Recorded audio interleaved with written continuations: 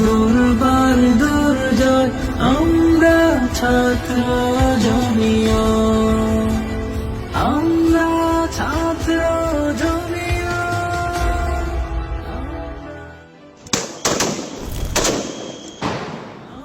July August গণবিপ্লব ছিল একটি আন্দোলন, একটি জাগরণ, একটি অগ্নিজরা অধ্যায়, যেখানে লেখা হয়েছিল অন্যায়ের বিরুদ্ধে প্রতিবাদের ইতিহাস। বিশ্ব কাঁপানো ৩৬ দিনে রচিত হয়েছিল প্রতিরোধ, প্রতিজ্ঞা ও সংগ্রামের অনন্য মহাকাব্য। এক নায়কতন্ত্র স্বৈরাচারের চাপে পিষ্ট জাতির কণ্ঠ হয়ে উঠেছিল ছাত্র সমাজ, আর তাদের কণ্ঠে যুক্ত হয়েছিল দেশপ্রেমিক জনগণ।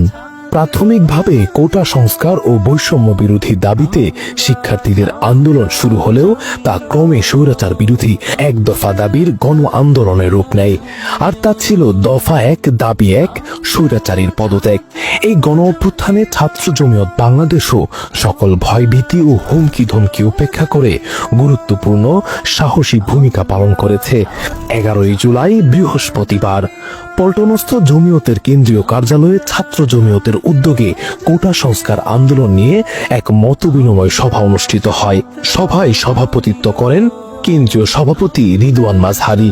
সভা শেষে সংগঠনের পক্ষ থেকে এক যৌথ বিবৃতিতে বলা হয়, কোটা সংস্কারের দাবিতে চলমান আন্দোলন নতুন কিছু নয়। দীর্ঘ ১ যুগ ধরে শিক্ষার্থীরা এই দাবিতে রাজপথে আন্দোলন করে আসছে। বর্তমান কোটা ব্যবস্থায় মেধাবীরা বঞ্চিত হচ্ছে এবং অযোগ্যরা অগ্রাধিকার পাচ্ছে, যা কখনোই কাম্য নয়। ১৫ই জুলাই সোমবার শিক্ষার্থীরা রাজু ভাস্কর্যে পূর্ব ঘোষিত কর্মসূচিতে গেলে নিষিদ্ধ সংগঠন ছাত্রলীগ তাদের উপর হামলা চালায়। এতে অনেকে গুরুতর আহত হয়। এই ঘটনার তীব্র নিন্দা জানিয়ে ছাত্র জমিয়ত বিবৃতি দেয়, ন্যায্য দাবিতে আন্দোলন করা সাংবিধানিক অধিকার। কথায় কথায় মুক্তিযুদ্ধের দোহাই দিয়ে অযৌক্তিক কোটা প্রথা চালু রেখে মেধাবীদের বঞ্চিত করা হচ্ছে। এমনকি অনেক মুক্তিযোদ্ধাও এই ব্যবস্থার বিরুদ্ধে অবস্থান নিয়েছেন।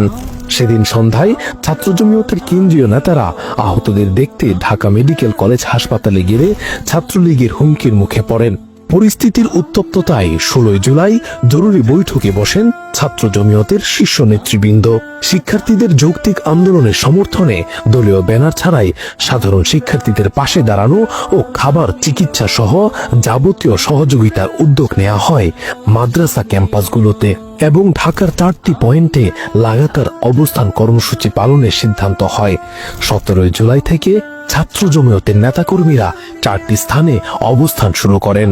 পল্টন বাইতুল মোকাররম নেতৃত্ব দেন কেন্দ্রীয় সভাপতি রিদওয়ান মাজহারি। সমন্বয়কারীরা ছিলেন দক্ষিণ শাখার সহ সভাপতি তাওহিদুল ইসলাম ও সাইফ বিন জামাল।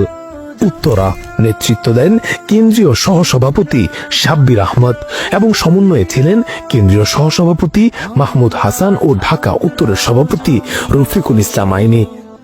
মিরপুর নেতৃত্ব দেন কেন্দ্রীয় সাধারণ সম্পাদক কাউসার আহমদ। সমন্বয়ে ছিলেন ভার্সিটি বিষয়ক সম্পাদক জুবায়ের ও ঢাকা পশ্চিমের সেক্রেটারি এনামুল হাসান নাইম, মহানগর পশ্চিমের দায়িত্বশীল তকি মাহমুদ ও আরিফ বিল্লাহ।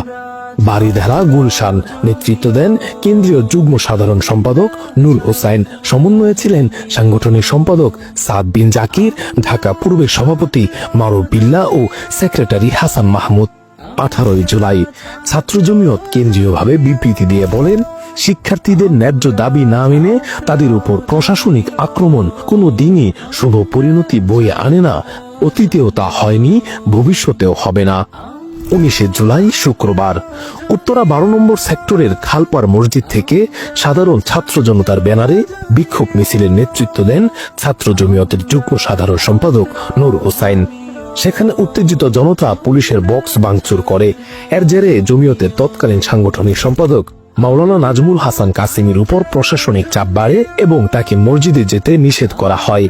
সেদিনই বাইতুল মুকাররমের উত্তর গেটে জমিয়ত ঘোষিত বিক্ষোভ মিছিল কর্মসূচি পালন করতে এসে মতিঝিল এলাকা থেকে গ্রেফতার হন ছাত্র জমিয়ত ঢাকা মহানগর পূর্বের সাংগঠনিক সম্পাদক মাহাদি হাসান এবং ৭ই আগস্ট মুক্তি পেলে তাকে ছাত্র জমিয়তের পক্ষ থেকে ফুলের সংবর্ধনা দেয়া হয়।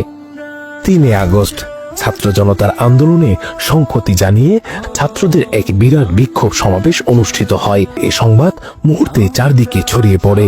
তাদের নেতৃত্বে সংগঠিত এই সংহতি সমাবেশ দারুস সালাম, গাবতলী সহ বৃহত্তর মিরপুরের ছাত্র জনতাকে তালেম শাহীর বিরুদ্ধে রুখে দাঁড়াতে অসীম প্রেরণা যোগায়। এদিন গভীর রাতে শাহবাগী ছাত্র জনতার সাথে একত্রতা প্রকাশ করেন জমিয়তের কেন্দ্রীয় নেতারা। সেখানে জমিয়তের মহাসচিব মাওলানা মঞ্জুরুল ইসলাম আফেন্দি ঐতিহাসিক ভাষণে বলেন, ছাত্র সমাজ যেভাবে ন্যায্য দাবি নিয়ে আন্দোলন করছে, আমরা তাদের রাস্তায় ছেড়ে দিতে পারি না। দলমত নির্বিশেষে সকল শ্রেণী পেশার মানুষ আজ তাদের সাথে। আমরা রাজপথে থাকব ইনশাআল্লাহ। ভাষণ শেষে হ্যান্ড মাইক হাতে তুলে নেন দলের বয়োজ্যেষ্ঠ সহসভাপতি বর্ষিয়ান রাজনীতিবিদ মাওলানা আব্দুর রব ইউসুফি। তিনি বলেন, জালিম সরকারের বিরুদ্ধে মজলুমদের আন্দোলন শুরু হয়েছে। এতে জমিয়তে উলামা ইসলাম বাংলাদেশ সম্পূর্ণভাবে একত্র। সেখানে উপস্থিত ছিলেন কেন্দ্রীয় যুগ্ম মহাসচিব মাওলানা তাফাজ্জুল হক আজিজ, মাওলানা ফজলুল করিম কাসেমি। পরদিন 4 আগস্ট রাজধানীর বাইতুল মুকাররমে বেলা 12টার দিকে জমিয়তে উলামা ইসলাম বাংলাদেশ গণজমায়েত কর্মসূচি ঘোষণা করে। জমিয়তে তৎকালীন সহসভাপতি ও বর্তমান সিনিয়র সহসভাপতি মাওলানা আব্দুর রব ইউসুফি ও জমিয়ত মহাসচিব মাওলানা মঞ্জুরুল ইসলাম আফিন্দির নেতৃত্বে সেদিন জমিয়তের নেতাকর্মীরা তাতে অংশগ্রহণ করেন। এতে ছাত্র জমিয়ত বাংলাদেশের কেন্দ্রীয় সভাপতি রিদওয়ান মাঝহারি তার বক্তব্যে অতি সত্বর স্বৈরাচারী সরকারকে ক্ষমতা ছেড়ে বিদায় নেওয়ার আহ্বান জানান। এই ঐতিহাসিক গণ অভ্যুত্থানে সারা দেশে বিভিন্ন কর্মসূচি পালনরত অবস্থায় গুলিবিদ্ধ হন কেন্দ্রীয় সহসভাপতি সাব্বির আহমদ। মারাত্মকভাবে আহত হয় ছাত্র জমিয়ত নেতা আব্দুল্লাহ আল মাহফুজ, আরিফুল ইসলাম, জাবেদ আহমদ, আফজল হুসাইন, জিয়াউল করিম, আবু নাইম, মুহাম্মদ পাবেল, আব্দুল বাসেত, আবু সালেহ কাসেম, সুলেমান আহমেদ, আব্দুল কাদির, মাহবুবুর রহমান, সাব্বির রহমান, জুলফিকার আলী খান নাবিল, আবু হানিফ সাদি, মীর আইনুল হক, রিয়াদ চৌধুরী সহ ঢাকা, সিলেট, চট্টগ্রাম, ময়মনসিংহ, বরিশাল, রংপুর, খুলনা ও রাজশাহী অঞ্চলের কয়েক শতাধিক ছাত্র জমিয়ত কর্মী। তবুও পিছু না হটে তারা দৃপ্ত পায়ে এগিয়ে যান বিজয়ের দিকে। হাজারো শাহাদাতের বিনিময়ে স্বৈরাচারীর পতনের পর 5 আগস্ট সর্বপ্রথম জাতীয় মসজিদ বাইতুল মুকাররমে নামাজের ইমামতি ও দোয়া পরিচালনা করেন জমিয়তের তৎকালীন সিনিয়র সহসভাপতি ও বর্তমান জমিয়তের সভাপতি মাওলানা ওবায়দুল্লাহ ফারুক।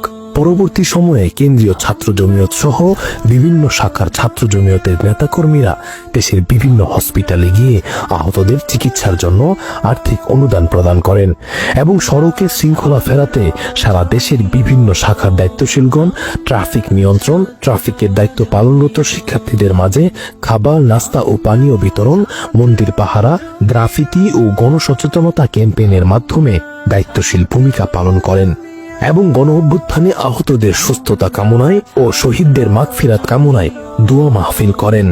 স্বৈরাচার বিরোধী গণ অভ্যুত্থানে ছাত্র জমিয়তের এই ভূমিকা ইতিহাসে স্মরণীয় হয়ে থাকবে।